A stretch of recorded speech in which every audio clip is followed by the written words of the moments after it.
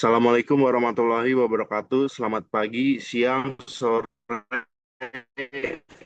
dan malam bagi para dosen yang memeriksa tugas kami. Perkenalkan kami 002, di mana anggota kelompok kami ada Faras Mahlevi, Reza Juniawan, saya sendiri Yudhistira Yudanto, dan Dimas Rafa Pradana.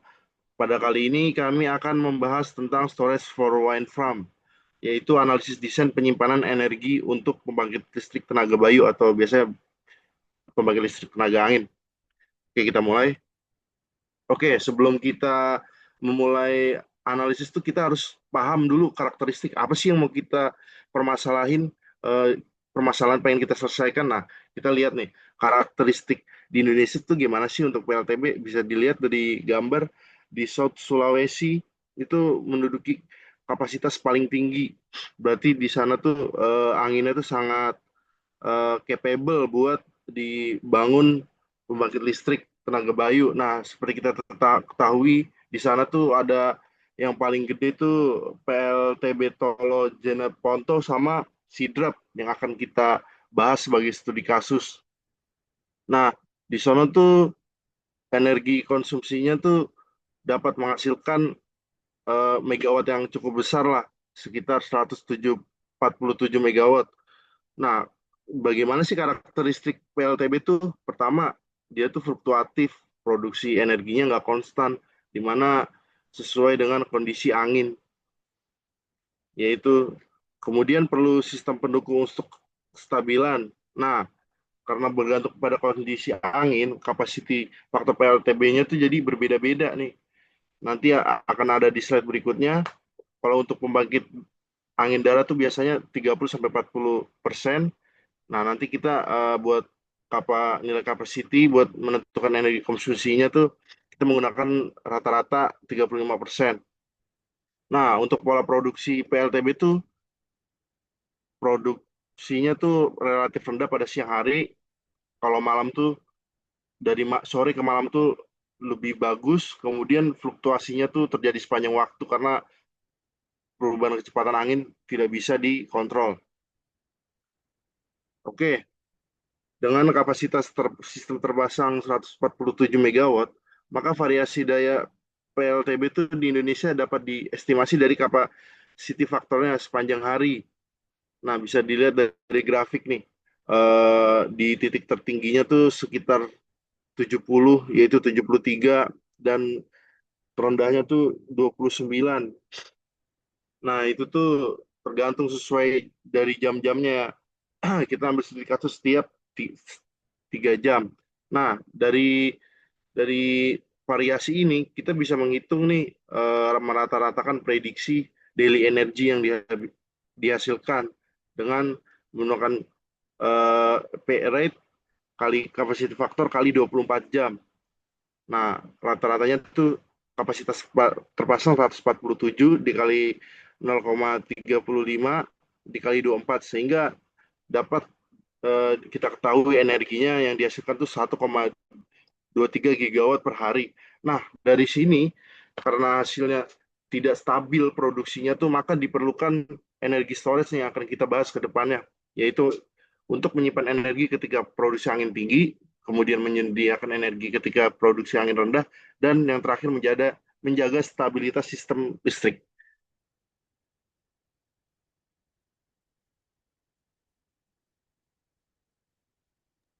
Oke, selanjutnya adalah mengenai potensi energi.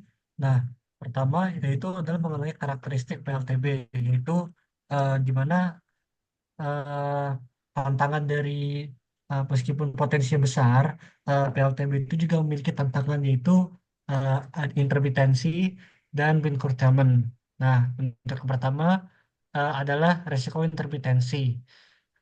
Nah, itu adalah fluktuasi daya angin yang tidak kontinu, dapat memicu tidak kestabilan jaringan ekstrim, seperti kasus blackout di Semenanjung Iberia pada tahun 2025 kemarin.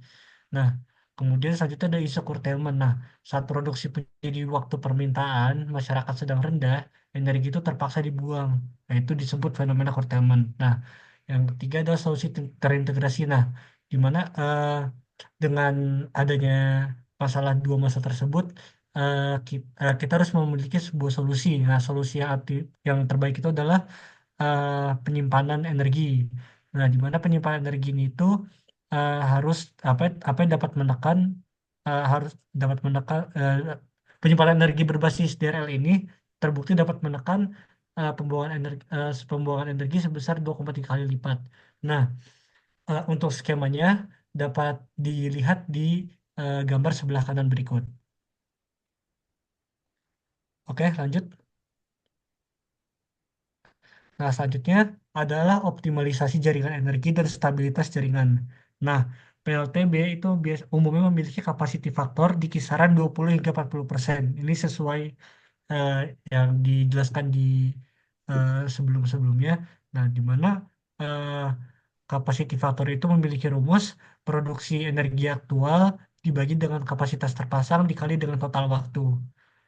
Nah, kemudian di sebelah kanan itu adalah eh, fasilitas-fasilitas diagramnya dari fasilitas yang digunakan pada onshore wind farm dengan sistem BES. Nah, manajemen stabilitas itu sangat bergantung pada proses load forecasting dan grid integration untuk menyeimbangkan pasokan. Nah, selanjutnya. Nah, selanjutnya itu adalah variabilitas dan penentuan teknologi penyimpanan. Nah, meskipun PLTB itu sesuai tadi eh, eh, pernyataan saya di awal yaitu eh, meskipun dengan potensi yang sangat masif, kecepatan angin akan selalu berfluktuatif secara acak dan ini disebut variabilitas. Nah, kurang lebih tabel di bawah ini itu adalah eh, pemetaan bagaimana durasi fluktuasi angin itu mempengaruhi apa teknologi yang gunakan untuk penyimpanan energinya. Nah, jika jika variabilitas dengan jangka pendek yaitu misalkan fluktuasi dalam hitungan detik hingga menit atau jam.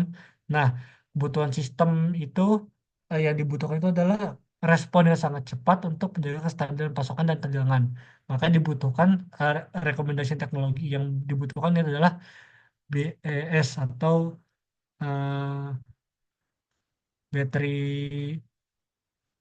penyimpanan baterai lah biasa. Nah, kemudian itu ada jangka panjang apa ya? Jika jenis variabilitasnya jangka panjang yaitu dengan skala waktu fluktuasinya itu adalah perubahan musim atau jeda angin berhari-hari. Nah, berarti sistem itu membutuhkan penyimpanan berkapasitas massal yaitu long duration storage. Maka rekomendasi teknologi yang dibutuhkan adalah KS. Oke, lanjut.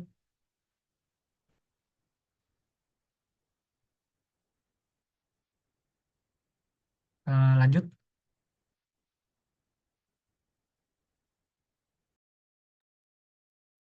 Ya, di sini selanjutnya kita akan membahas mengenai storage system yang akan digunakan pada penggunaan LTB. Di sini sebenarnya kita harus mengetahui dulu tujuan dari penggunaan storage ini apa. Yang pertama itu storage ini berfungsi sebagai penyangga atau buffer, di mana di sini berfungsi untuk menjaga kestabilan daya dengan menyimpan energi ketika pada saat angin kencang, di mana itu akan menghasilkan listrik yang sangat banyak dan menyalurkannya saat beban puncak. Nah, lalu fungsinya itu juga kita bertujuan untuk menstabilisasi jaringannya. Jadi di sini kita mereduksi fluktuasi daya itu melalui RAM rate control dan juga frekuensi regulation dalam skala milidetik. Nah, ini untuk menghindari fluktuasi yang terlalu besar dari jaringan listriknya.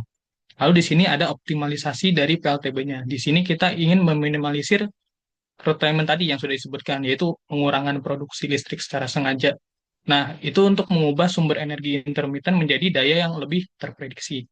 Nah, berdasarkan dari tujuan tersebut, dipilihlah dua storage system yang memungkinkan ada di PLTB. Yang pertama itu adalah BESS, yaitu Battery Energy Storage System, dan juga KS, yaitu Compressed Air Energy Storage. Nah, di sini di bagian battery energy storage system itu terdapat dua baterai yang disarankan atau dari jurnal yang kami temui itu ada dua tipe. Yang pertama itu adalah menggunakan baterai sodium sulfur atau NAS. Di sini memiliki kriteria yaitu kapasitasnya besar, jadi cocok untuk skala utilitas sekitar 50 megawatt atau sampai kapasitasnya itu 300 lebih megawatt hour gitu. Lalu juga durasinya itu panjang, artinya ideal untuk penyimpanan energi yang jangka lama. Nah, lalu karakteristik ini adalah memerlukan manajemen thermal sehingga beroperasi pada suhu tinggi gitu. Nah, lalu biasanya ini terdiri dari unit-unit modular itu yaitu sekitar 1,2 megawatt per unitnya. Nah, lalu juga ada tipe baterai yang berbentuk baterai lithium ion.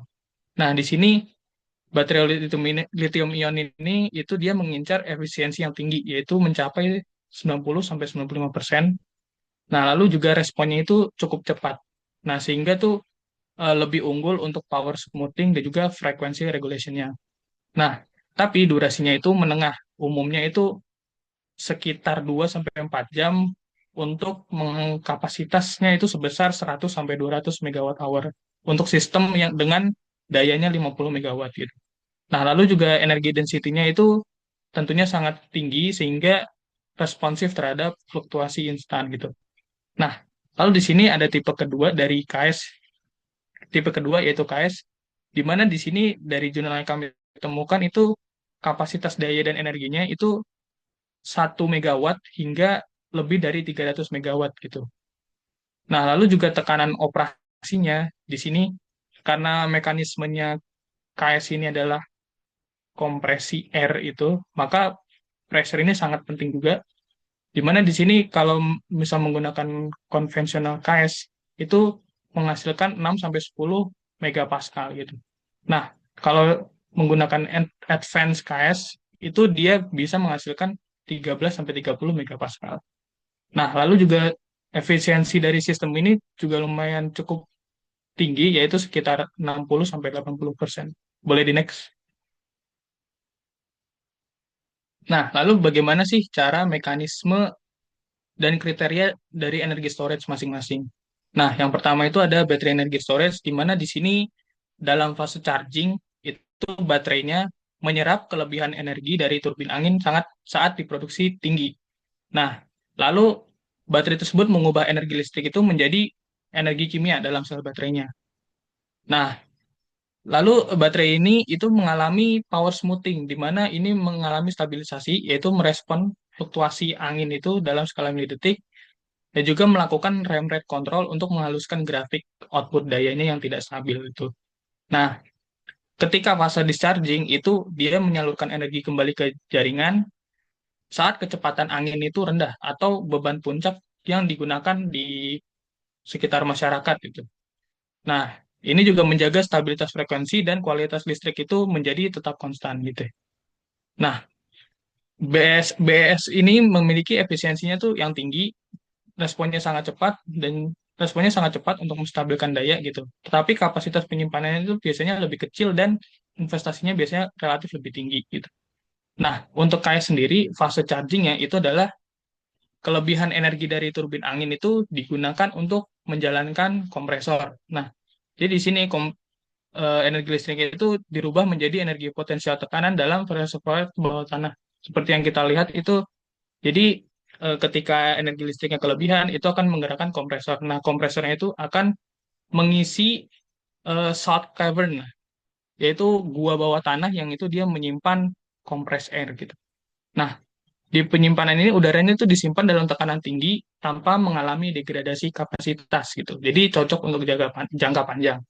Nah, di sini terdapat teknologi adiabatik yang dimana dia menyimpan panas hasil kompresi itu untuk meningkatkan efisiensi termal. Seperti yang kita tahu ketika kompresinya itu tinggi atau tekanannya tinggi, itu maka menghasilkan putaran turbin yang lebih cepat dan juga listrik yang dihasilkan pun semakin banyak gitu. Nah, ketika discharging itu saat beban puncak atau angin rendah itu udara bertekanan dilepaskan dan udara itu menggerakkan turbin expander dan generator untuk menghasilkan listrik seperti yang tadi saya sebutkan. Nah, di sini itu output akhirnya itu menghasilkan suplai listrik yang lebih stabil, terjadwal, dan juga tahan fluktuasi cuaca gitu. Nah, di sini KAIS ini memiliki kriteria di mana memiliki kapasitas penyimpanan yang besar, tapi biaya penyimpanan relatifnya itu rendah. Nah, tetapi di satu sisi itu dia membutuhkan lokasi geologi khusus serta memiliki efisiensi yang lebih rendah dibandingkan baterai. Boleh di next?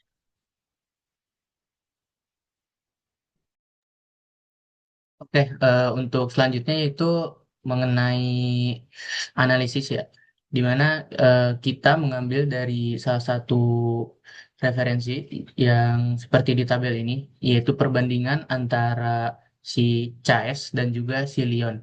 Nah, di mana dari skala ini kita bisa lihat bahwa dari si CAES ini dia memiliki segi optimal yang mana dia lebih tinggi dibanding si baterai storage yang Lion ini. Serta durasinya juga seperti yang sudah disebutkan tadi, dia lebih tinggi dibanding yang si baterai Lion. Kemudian dari segi efisiensi itu jauh dari segi masa pakai, yang mana si CAS ini dia mampu sekitar 40 tahun sampai 100 tahun. Sedangkan untuk yang si Leon dia cuman 5 sampai 8 tahun. Yang mana ini menjadi referensi untuk salah satunya si CAS ini berpotensi. Tapi eh, dari segi kekurangannya juga dia harus memiliki modal yang cukup tinggi di awal.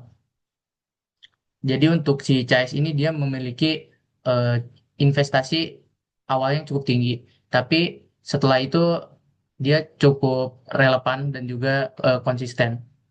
Kemudian untuk dari segi analisis biaya ya, misalkan kita di sini eh, ambil 100 megawatt per 200 megawatt hour ya, itu tuh kita asumsikan sebagai X, di mana misalkan kita gandakan untuk kapasitasnya, kapasitas energinya menjadi 400 megawatt hour gitu. Nah, untuk dari segi si baterai ini, dari referensi yang sebelumnya, di mana dia tuh memiliki 1,85 X dan juga untuk si CAES itu 1,33 X. Nah, artinya tuh untuk dari segi modal seperti misalkan kita mempunyai modal tertentu gitu. Tapi sebenarnya kita harus menyiapkan modal itu sebanyak 1,85 kali modal tersebut gitu. Untuk misalkan untuk si megawatt yang kita gandakan. Sedangkan untuk si CAES itu lebih rendah, hanya sekitar 1,33 kalinya. Jadi untuk dari segi ekonomi, untuk jangka panjang, si CAES ini dia memiliki kapasitas yang lebih bagus gitu dibanding yang si baterai.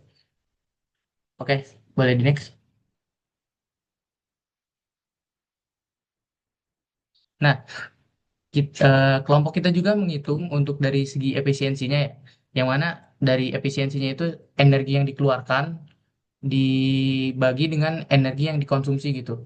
Nah, dari si baterai ini kalau kita ambil, misalkan kita ambil keduanya dari 5 megawatt hour gitu, didapat sebesar seperti yang tadi dijelaskan di jurnal gitu, sama hasilnya tuh sekitar 69% gitu ya. Nah, di mana ini tuh diperhitungkan karena beban dari parasit si baterai itu dia sekitar 29,5 kilowatt, yang mana efisiensinya juga eh, hanya 69% gitu. Terus kalau untuk misalkan kita turunkan lagi megawattnya menjadi 0,1 megawatt hour gitu. Nah, efisiensinya juga ikut turun menjadi 41,2% gitu pada sistem yang ada di si baterai ini. Terus ada juga tambahan untuk dari segi keunggulan si CAES ini. Dari yang tadi dia tuh kan dari umurnya dia sekitar 40 tahun ya.